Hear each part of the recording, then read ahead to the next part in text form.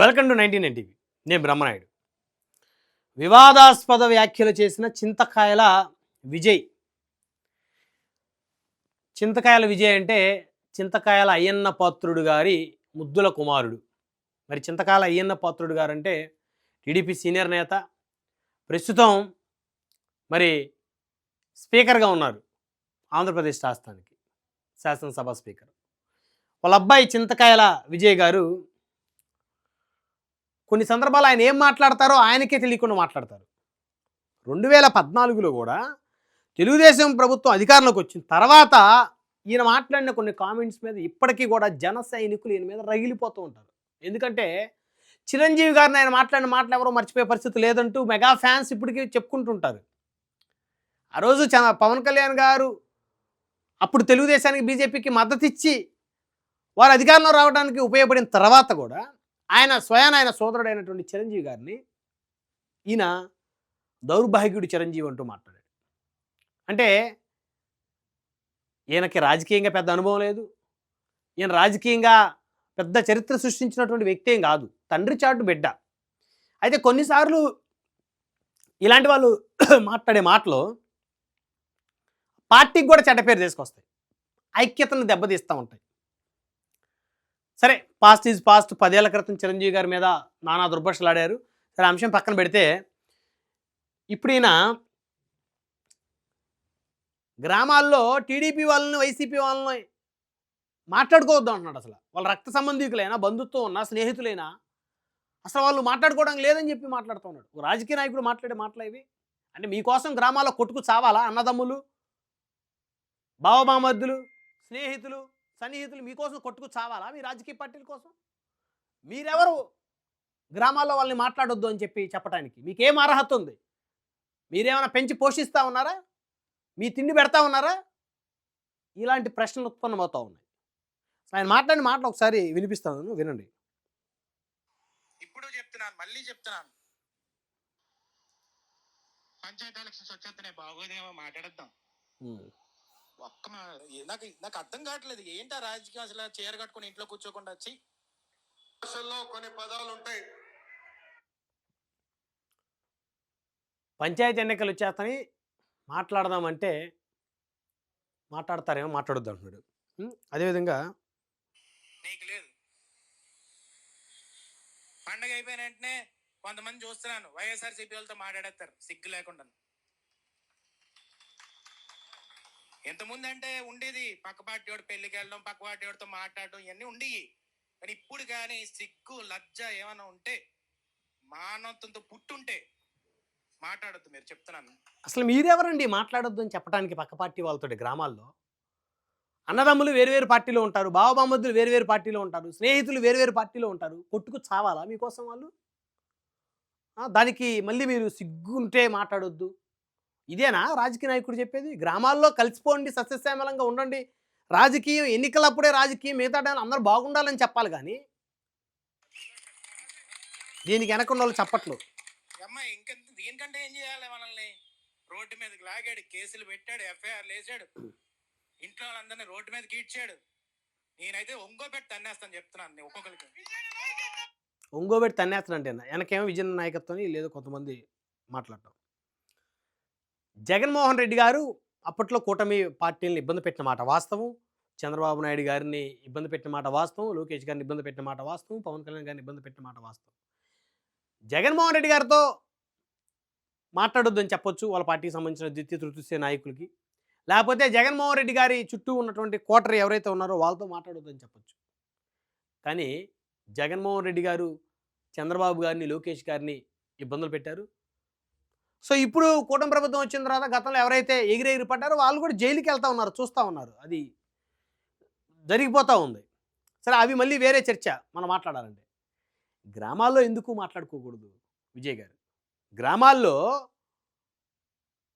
జగన్మోహన్ రెడ్డి గారి మీద సరే ద్వేషం పెట్టుకోవచ్చు, తప్పులేదు. అందుకని గ్రామాల్లో అన్నదమ్ములు ఒకే పార్టీలో ఉన్న వాళ్ళు మాట్లాడుకోకుండా, బావమామద్దులు, తోబుట్టువులు ఒకే పార్టీలో ఉన్నవాళ్ళు, ఒక ఊరు కదా, ఒక గ్రామంలో అందరూ కలిసిమెలిసి ఉండాలని చెప్పాలి. కానీ ఆ మాటలు చూడండి.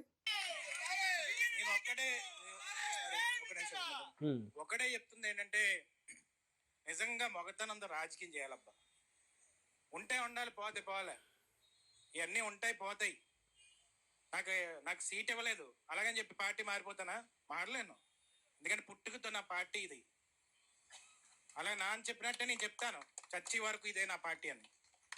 అందుకే నేను ఒకటే చెప్తున్నాను, నాకు తెలుస్తున్నాయి ఎవడెవడు మాట్లాడుతున్నాడు, ఎవడెవడు మాట్లాడలేదు, ఎవడెవడు లాలూచి పడుతున్నాడు, ఎవడెవడు ఏం చేస్తున్నాడు అని. నేను ఒకటే చెప్తున్నాను, ఆ ఊరు పోయినా పర్లేదు, ఆ పంచాయతీ పోయినా పర్లేదు, వెన్నుపోటు పొడిసేవాడు మాత్రం పేగులు తీసి రోడ్డు మీద పెట్టేస్తాం. మళ్ళీ మళ్ళీ చెప్తున్నాను. రాజకీయ నాయకుడు మాట్లాడే మాటలు అవి. ఎవరి పేగులు తీసి రోడ్డు మీద పెట్టేస్తారు మీరు? మాట్లాడతారు, గ్రామాల్లో మాట్లాడుకోవాలి, అంతేగాని ఒకరినొకరు చంపుకోమని చెప్తున్నారా మీరు? తెలుగుదేశంలో వైసీపీని కత్తులతో పొడవమంటున్నారా? వైసీపీని లేకపోతే తెలుగుదేశం మీద కత్తులు తీసుకురమ్మంటున్నారా? ఆ పంచాయతీ పోయినా పర్లేదు ఏంటి ఇవా ఒక రాజకీయ పార్టీ నాయకుడు చెప్పేటువంటి మాటలు గ్రామాల్లో ఉన్న ప్రజలకి? సరే అధినేత ఎమ్మెల్యేలకి చెప్తే మీరు ఆ ఎమ్మెల్యేలతో మాట్లాడొద్దంటే అది సరిపోతుంది. అయినా కూడా ఎమ్మెల్యేలు, అపోజిషన్ ఎమ్మెల్యేలు, అధికార పార్టీ ఎమ్మెల్యేలు, ఎంతమంది ఎమ్మెల్యేలు వ్యాపారాలు చేసుకోవట్లేదు? ఎంతమంది ఎమ్మెల్యేలు కలిసిమెలిసి తిరగట్లేదు, చట్టాపటాలు వేసుకుని తిరగట్లేదు రాష్ట్రం దాటి బయటికి వెళ్తే? ఎవరికి తెలియదు ఇవన్నీ? నాకు అది రక్త సంబంధమైన పర్లేదు, ఏదైనా పర్లేదు, వెన్నుపోటు పొడిస్తే జీవితంలో క్షమించేదే లేదు. నేను మళ్ళీ మళ్ళీ చెప్తున్నాను, రాజకీయం పోతే పోతుంది, ఒకసారి ఓడిపోతే పోతాం. మళ్ళీ మళ్ళీ చెప్తున్నాను, నేను 6 ఏళ్ళ నుంచి చెప్తున్నాను, ఎవడు నమ్మట్లేదు. ఇప్పుడు చెప్తున్నాను, మళ్ళీ చెప్తున్నాను, పంచాయతీ ఎలక్షన్స్ వచ్చేస్తున్నాయి, బాగోదేమో మాట్లాడేద్దాం. నాకు నాకు అర్థం కావట్లేదు ఏంటా రాజకీయం అసలు. చీర కట్టుకుని ఇంట్లో కూర్చోకుండా వచ్చి నేను ఒకటే చెప్తుంది ఏంటంటే, ఆ రోజు ఓడిపోవడం సహజం కదా, ఓడిపోవడం సహజం కదా. నాయకుడు అనేది ఒకసారి ఓడిపోతాడు, ఒకసారి గెలుస్తాడు. కానీ ఆత్మాభిమానం తాకట్టు పెట్టుకున్నప్పుడు నీ ఇంట్రోస్పెక్షన్ అంటారు ఇంగ్లీష్ లో. అంటే కొంతమంది నన్ను అంటారు, నువ్వు మరీ రాజకీయాన్ని ఎమోషన్ గా తీసేసుకుంటున్నావు అని. సరే, నియోజకవర్గాల్లో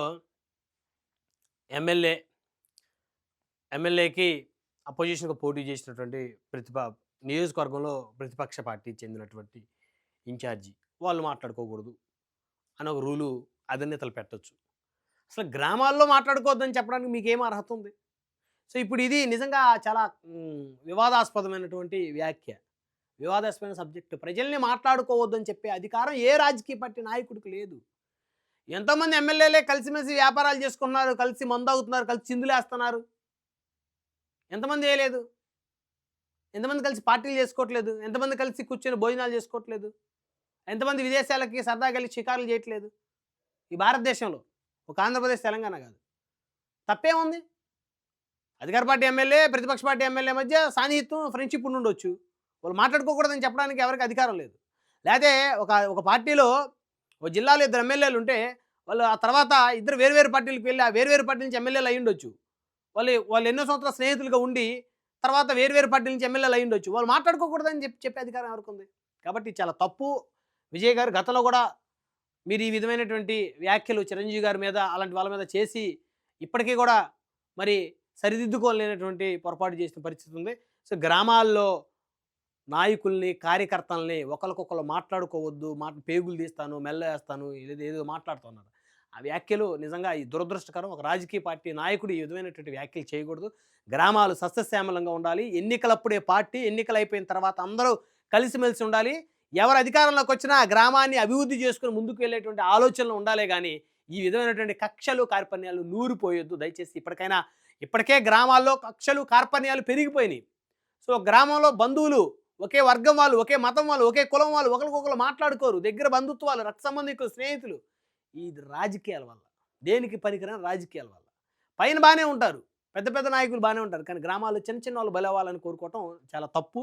మరి ఇప్పటికైనా మరి విజయ్ గారు తను చేసిన వ్యాఖ్యలు తప్పని తెలుసుకుంటారో లేదో చూద్దాం.